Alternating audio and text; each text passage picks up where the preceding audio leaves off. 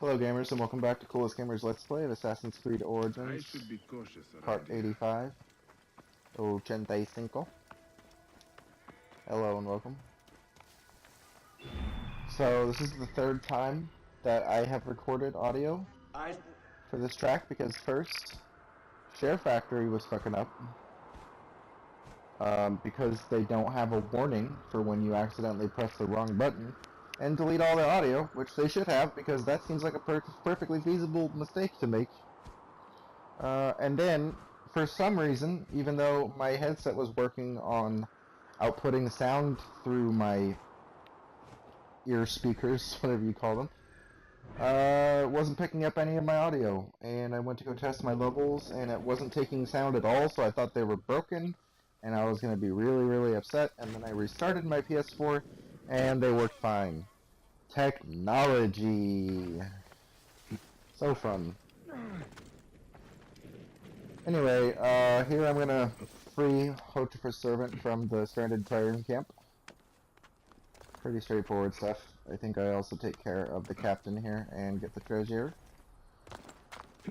I'd like to talk to you guys about a show that I started watching on Netflix. You might have heard of it. It's called The Punisher. It's got the guy who played Shane from The Walking Dead playing the title role of Frank Castle, the Punisher. And it's fantastic. It's really good. It's one of the best Netflix originals I've seen in a while because a lot of them just end up being really garbage.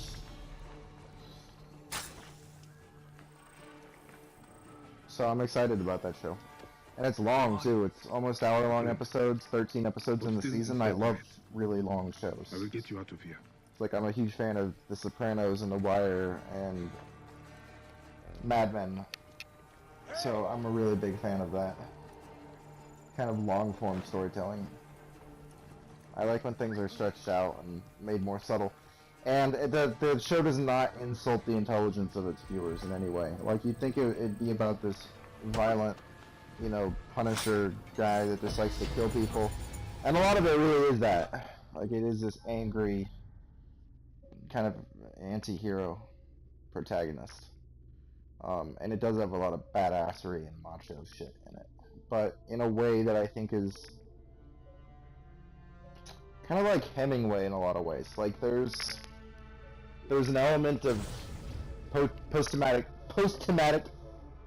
stress disorder and like the psychological fallout of that. And the main character is not posturing. He's very real. Yeah, there are reasons why he's such a badass.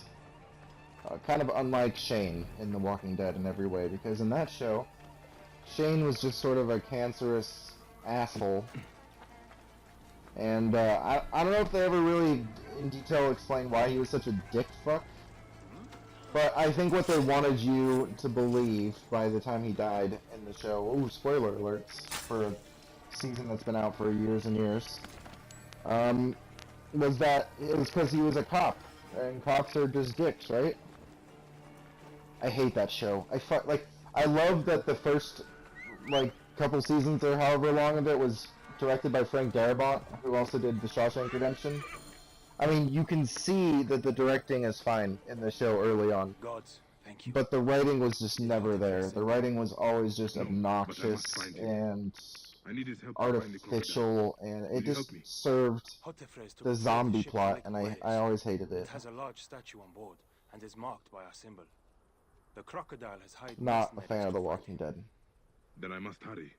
Also, Get somewhere safe. when I beat the game yesterday and I started working towards the platinum, for some reason or another, doing all the monotonous location work, my opinion of this game actually softened, because I realized that the side content is rather robust. There's a lot to do. And, you know, it is kind of just a fun, mindless game. So, I've gone from, in my mind, from a 4.9 out of 10, I mean, sorry, hell no, to a 6 out of 10. Which is the same score I gave to Stranger Things 2, and it was generally the score I give to things which have potential and which I'm excited about, but just don't really deliver on greatness. What puts them up above average is that point of potential. that point of ambition. That's how they earn it, in my book.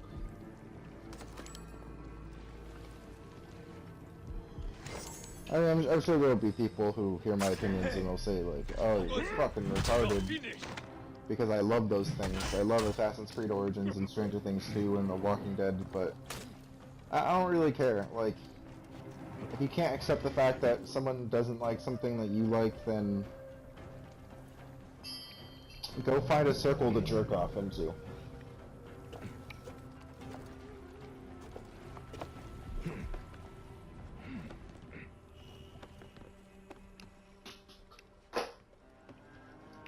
That's what I have to say.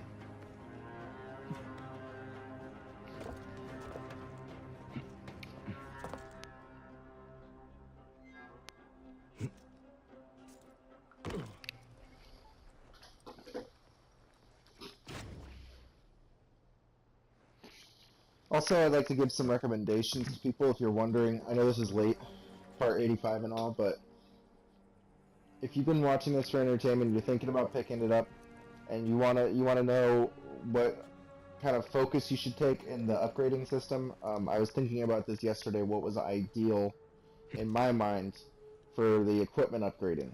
And I believe that the hierarchy in my book goes Hidden Blade, then the Melee Bracer, then the Breastplate, then the Tool Pouch. And if you want to focus on the Quiver and the Stabilizer Glove, that's on you. But I just don't particularly enjoy using ranged for solutions because it's really boring. You just end up sneaking through areas and shooting everything before it even has half a chance to see you, and it's not engaging to me. So I probably put those last just because it doesn't really give the game a lot of fun to focus on ranged. The Hidden Blade, especially when you're dealing with fortresses that are a few levels higher than you, is so good. So good to have that beefed up because you can take out pretty much any target you come across with a strong enough Hidden Blade. I'm so glad that my audio is finally going to record for this video. I had to do testing and made sure my levels were working and everything. It was frustrating. I've already wasted about 30 minutes on recording for a video that's only 10 minutes long.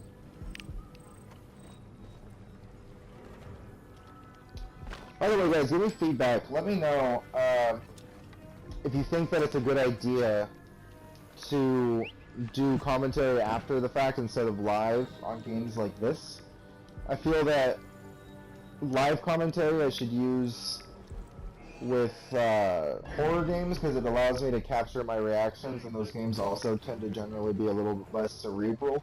But my instinct with RPGs and stuff is to do it afterwards because I'd rather focus on playing when I'm capturing the footage and then comment on it afterwards. Here's a great example of how you can't use bodies effectively to lure guards.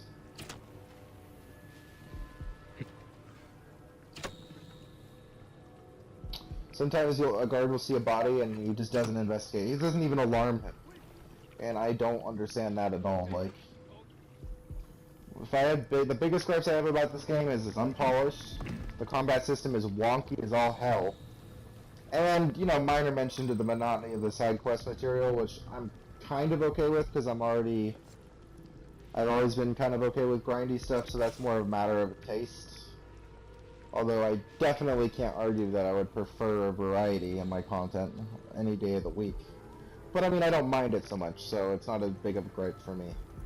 So yeah, the combat system and the unpolishedness of this game is what drops it 4 points in my book. Location completed. Got a new sickle sword. This sickle sword's real sick. You get it? You feel me? Check out some new bows as well while I'm here.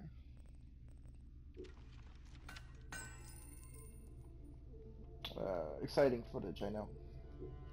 Anyway, let me guys know what you think. Let me guys know what you think. Yeah, that sounded right. About the commentary ideas and what you thought of anything. Let's just talk. Have a good one.